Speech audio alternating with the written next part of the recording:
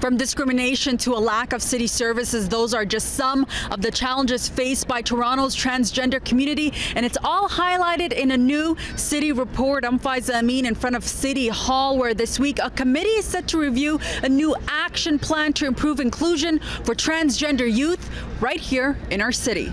When they get into the world of trying to find housing and employment, that's when they face all that pushback. Toronto, oftentimes called a safe haven for members of the transgender community. But advocate Enza Andersen says the city still has a long ways to go to make members of the community feel safe and included. There have been instances where, a trans woman tried to access a women's shelter and been turned away, right? And so it's kind of reaching that point where it's time that they present this to those organizations to say, hey, you need to have a little bit of sensitivity around this issue. As the Pride and Trans flag fly high at City Hall, the city has developed an action plan for transgender youth.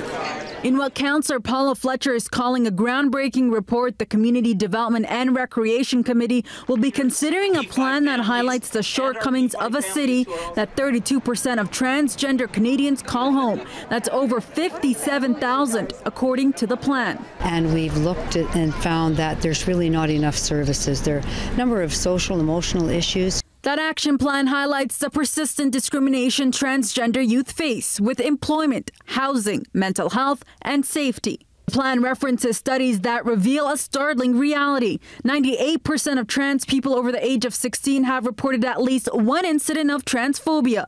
And while 71% have at least some college or university education, about half make $15,000 per year or less.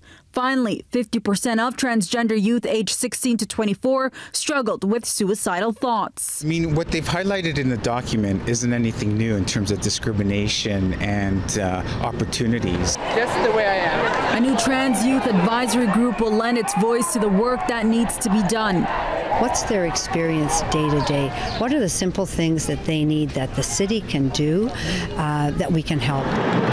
Once the report gets approved by the committee, staff will work on how to implement it before it receives approval from City Council in November. And for this transgender advocate, the hope is this plan leads to a more inclusive Toronto.